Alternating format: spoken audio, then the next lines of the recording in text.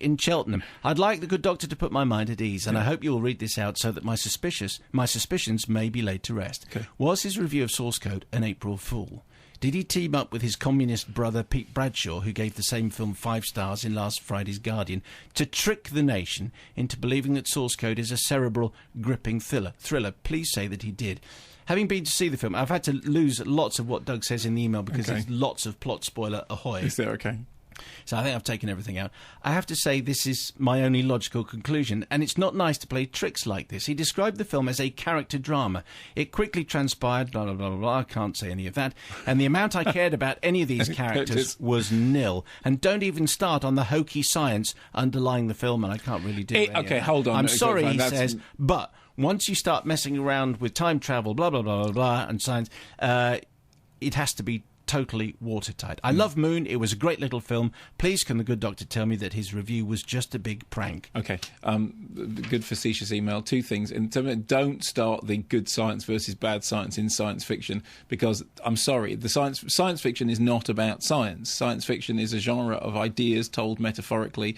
As Kurt Vonnegut or Kilgore Trout would tell you, it's not to do with the science. If you go down the it's to do with the science route, you end up being Arthur C. Clarke, who, with the best will in the world, didn't write that many fabulously exciting novels. He wrote 2001 and he wrote that short story, The Sentinel, and then after that it all got a bit dull, frankly, although scientifically brilliant. Philip K. Dick, on the other hand, who was, shall we say, more fast and loose with the scientific truth, was a lot more fun, far more in the, what's the name of that guy who keeps walking up the side of mountains, who used to be in D-Ream, Brian Cox, far more. Yes, Professor Brian Cox, I think is his Professor first Sir name. Brian Cox. Yeah. Okay, fine. And on the other part of that, which was Pete Bradshaw's a lot of things, but he's not a communist.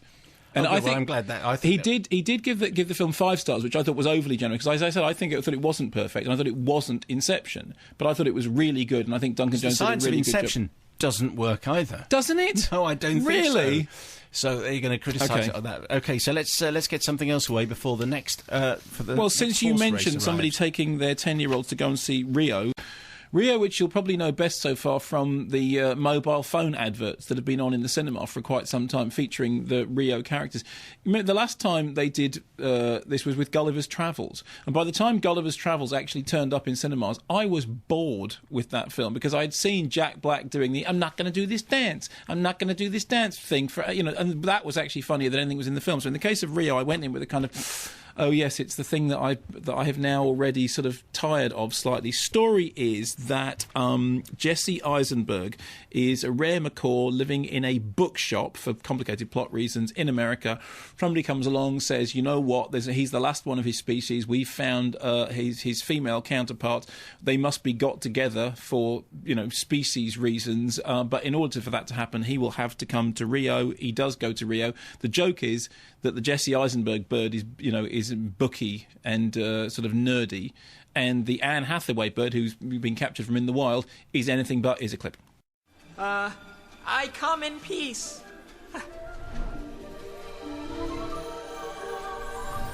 Whoa, she's beautiful. What were they talking about? She's like an angel.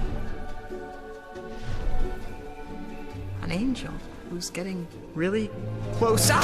Quem é você? O que você está fazendo aqui? ¿Qué? You're standing on my throat. Oh, you're an American. Thanks. I need my throat for talking, so thank you. You look like me. Oh. Hi. Hi. My name is Blue. Like the cheese. With the mold on it. That smells really bad. That's stupid. Stupid. All right, come on. We don't have much time. That sounded like Mark Zuckerberg. Yeah, isn't that weird? Doing his Facebook thing. I know, but he is doing that performance. He's just coming straight out of the thing. Then we do that because he is, in a way, the point at which you realise that you have achieved stardom is the point at which you're cast as the voice of an animated character. Because they go, oh yeah, it's the guy out of. So that I see. It's him. So that bird is the guy who invented Facebook, and she's the woman out of The Devil Wears Prada and The Princess Diaries. That's fine, and the woman who didn't do so good presenting the Oscars. So. The best thing you can say about Rio is that some of the background detail is rather nicely done. It's directed by Carlos Saldana, who not Carlos Saldana. As I was saying that, I almost went all Black Magic Woman. Could have been very close. Who grew up, I think he's from Brazil originally, and consequently, I suppose, must on some level understand the area very well. And actually, I found myself thinking, they've got the favela stuff is done well, the background detail is done well. They've obviously paid a lot of attention. The problem with it is that the story itself is fairly anodyne. It's not terrible by any means. There are a couple of good gags in it. It has a sort of fairly star-studded cast, but it was fairly unremarkable on a narrative level, and it's certainly not classic animation by any standards, but there is nice background detail there, for those who are interested in it. It's not awful, but it did sort of feel a bit saggy and baggy.